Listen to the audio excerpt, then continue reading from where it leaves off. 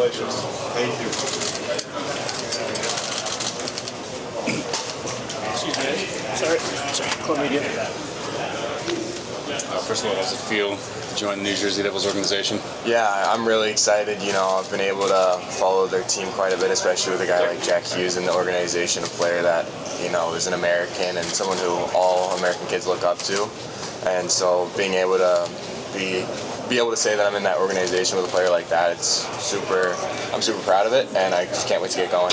Did you know that they had some interest in you heading into the draft? I talked to them at the combine. It was a bit hard to gauge, but it's hard to gauge for anyone. But I knew that it was a team that I would really love to go to, and I was fortunate enough to get picked by them. I know you're obviously high-end skilled. They're a very high-end skilled team. Do you think that kind of matches well with the way you play? Yeah, I think I can really keep up with a lot of their players, especially with the way I skate and the way I can play and the way that people can play off me. So I'm excited to see how the fit goes. What are some areas of your game that you'd like to improve upon? Obviously, I don't know if you're going to development camp, but some areas that you'd like to get better at? Yeah, I'd say the biggest one for me is just getting stronger, I think. You know, just being an 18-year-old kid, I, of course, want to make the NHL, and I think I just need to be bigger, stronger, and just be able to play against grown men. How would you describe your game? I would say I'm a high-energy, high-paced winger that's able to get up and down the ice quickly and use my speed to not just get pucks into good areas, but also to get pucks back, stay on the forecheck or on a back check. You're committed to ASU, yeah. ASU alum as well. So what about the program really stood out for you? Why did you commit to Great Powers and all of them? Yeah, I think just the buy-in that they had, not just into me, but everyone that they've committed and that they've talked to. I think that's something that's really special about them. And I think I really want to win a national championship with Coach Powers and Coach Dana and all those guys, and I'm really excited to get going. You talked about Jack Hughes. Did you have any other role models that you tried to model your game after? Yeah, the biggest one for me is Tomas Hertl. He was a Sharks guy for a while, and growing up from that area, he was someone that I always looked at as being, you know, one of my favorite players, and I always try to emulate the things that he did and try to put into my game. Did you reach out to Josh Stone or Joey Decord, also ASU alum who are currently in the NHL? I talked to Robert Mastronome. He's on the Marlies right now currently, but I mean, he went through it all, and it was nice to hear his input on everything, especially trying to find my way with committing, and I think he was one of those guys who could really help me sway, and I think, so it was really nice having that input. Can you talk about what it was like to get back on track after your injury?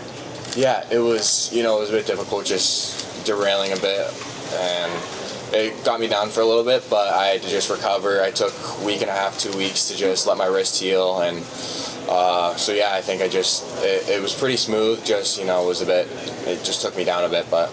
I mean, because you heard it so early in the year, and then, like, you probably, you're not expecting that, so you had to overcome that. Yeah, it was very, very early. I mean, it was the second period of the second game of the year, so it was definitely difficult, but I feel like I overcame it pretty well and just got back on track pretty easily.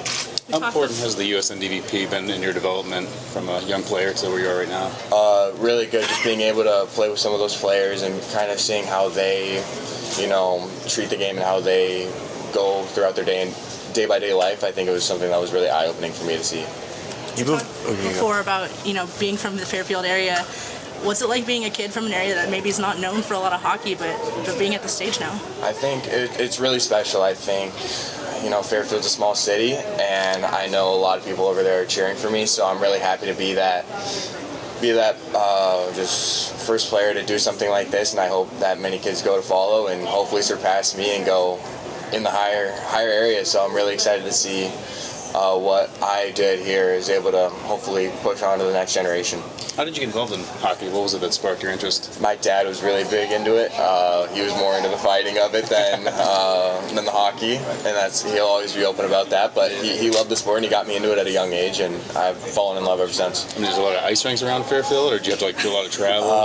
There is one 20 minutes away at a city called Vacaville, so I was very fortunate to have a rink close enough to me. Some kids aren't as fortunate, where they'd have to commute for an hour 30 in heavy California traffic to get there. So I was very, very fortunate. What do you think is mature, or in what ways have you matured over the past couple of years playing junior hockey? I know you moved away from home when you were younger, so you've been a little bit more mature than most. But what can you say about the past 2 years that's really helped you? I think the biggest thing for me is just knowing how to grow on my own. Just you know, even when I lived in LA, I still had, you know, a real, like, I lived with a teammate, so it wasn't completely like I was just moving in a whole different place and getting to meet someone for the first time and like completely, you know, turning a new page. But I think when I moved to Des Moines, I got to meet my real mom, Kelly. I think she did such an amazing job of just helping me grow as a man and as a person. I think that's really what helped me the most, and that's how I grew the most, just becoming, you know, more of a man and just a better human and all that stuff. And you mentioned Robert Mastro-Simone is actually a Long Island guy. So is he going to help you learn about Newark, New Jersey, and maybe things you don't know about the New Jersey Devils organization? Yeah, hopefully I'll get in touch with him again, and hopefully he'll be able to tell me some of the cool things that are in the area. But my roommate Blake Zielinski, of course, he's from the Long Island area. So he'll hopefully be able to show me the ropes a little bit too. So I'm excited. I know a lot of ties there. So. Will you be at development camp? Yeah. Have you talked to Potter? He was selected last night by the Flames, I believe. Yeah, I talked to him. He's really excited, and he's just one of those kids who he's ready to work no matter who picks him, no matter where he gets picked. I'm really happy that he was able to get picked in that first round because I know that was a goal of his from the start of the year to now. So I'm really happy for him. What's this week been like for you? Like maybe some nerves, some excitement, being here. I don't know if your families, I assume they're as well. Yep. It was definitely a lot of nerves and a lot of excitement. I think just finally hearing my name getting called, and especially by an organization like the New Jersey Devils, it was a breath of relief, to be honest. And it felt like just so much weight came off my shoulders, and I'm just really excited that I finally know what team really wants to take a chance on me and really wants me to develop in their system. So I'm excited. How has the Des Moines Buccaneers system just helped you develop and, you know, get ready for college and get ready for being a pro?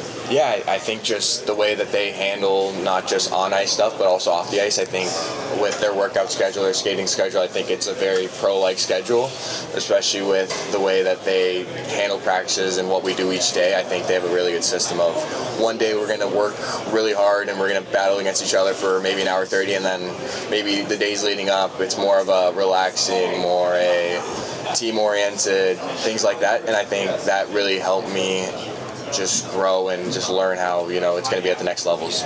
What's the biggest lesson you're going to take from Des Moines into the next stages of your hockey career? Yeah, as much as I hate to say it, it's how to learn how to lose. And of course, I would have loved winning there more, but I think it's such a valuable lesson to learn, especially as I grow older, just to learn what and how to take losses and not see them as necessarily negatives, but see them as building blocks in the next game.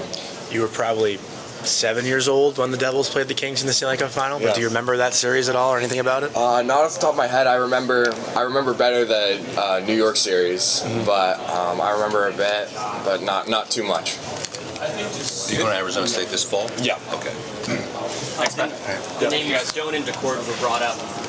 You're now the 6th player to be drafted as an incoming freshman at ASU. What does this opportunity mean to you? Yeah, I'm really excited. I'm really excited to get going. I have to be there pretty soon, actually, and be able to report as a freshman. So I am really excited to just, you know, be another person in that history to do something like this. So I'm excited.